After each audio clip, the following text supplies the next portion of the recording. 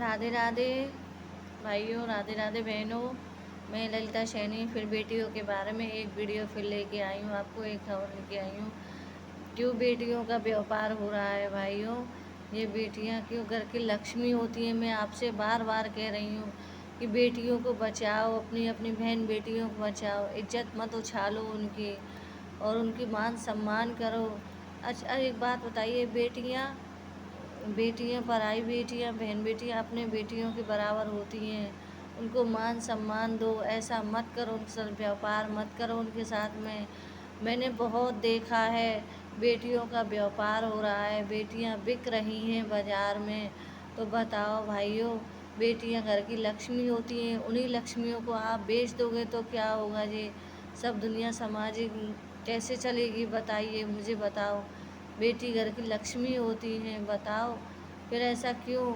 इस अत्याचार को मिटाओ, इस अत्याचार को मिटाओ, बेटियों को मान सम्मान दो भाइयों, मान सम्मान दो। क्या बेटियों का जी नहीं होता है? बताओ, जवाब दो। बेटियां लक्ष्मी नहीं होती हैं? बोलो, जवाब दो। क्यों उछालते हो भाइयों बहन बेटियों की इज्जत को? इज्जत से क्यों खेलते हो आप, मुझे बताओ। अब हमारे मोदी जी ने कहा है कि बेटी पढ़ाओ बेटी बचाओ। आजकल ये देश में देश में हो क्या रहा है बताओ। ये बेटियां बिक रही हैं।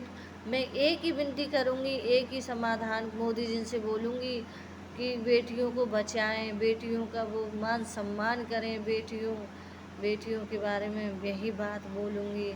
ऐसा क्यों हो रहा है हमारे देश में, बताओ। बोलो, जवाब दो। क्या भगवान राम ने सीता का सम्मान नहीं किया था? बताओ। भगवान कृष्ण ने द्रौपदी का मान सम्मान नहीं किया था? तो बताओ, अब वो कहाँ गया मान सम्मान? जो बेटियों की ही इज्जत लूट रही है और बेटियों की वो हो रही हैं। पर लेकिन मैं अब ऐसा नहीं, हरगिज़ नहीं होने दूंगी। कल मैंने एक देखा था, एक लड़की को बताओ कितनी बेरहमी से पीटा है उस लड़की को उसके पति ने। बताओ, ये अत्याचार मिटाओ भाइयों, अत्याचार मिटाओ। मैं बार बार कहूँगी, बार बार बोलूँगी, बहनों हिम्मत से रहो, हिम्मत से रहो। हिम्मत नहीं हारना है। हम बेटियों को आगे बढ़ना है, हम बेटियों अपने माँ बाप के मान सम्मान को लेकर आगे बढ़ना है। हमें कुछ कर दिखाना है। हम भी बेटों से कम नहीं हैं, कम नहीं हैं। पर लेकिन माँ बाप हमें ऐसे ही छोड़ देते हैं। क्यों छोड़ देते हैं? मैं उन माँ बापों से भी कहूँगी, अपनी बेटियों को आगे बढ़ाएं और मान सम्मान दें और पढ़ाएं लिखाएं, ताकि बेटियां बन सके कि दुनिया में सब देखें कि हाँ, बेटियों ने राम नाम रोशन किया है, पिता का अपनी माता का। पर लेकिन ये सब दुनिया समाज सोच नहीं रही है बेटियों के बारे में। पराई बहन बेटियों को अपनी बहन बेटी के नहीं देख अपनी बहन बेटी जैसे नहीं देख रही हैं। ऐसा क्यों चल रहा है हमारे देश में?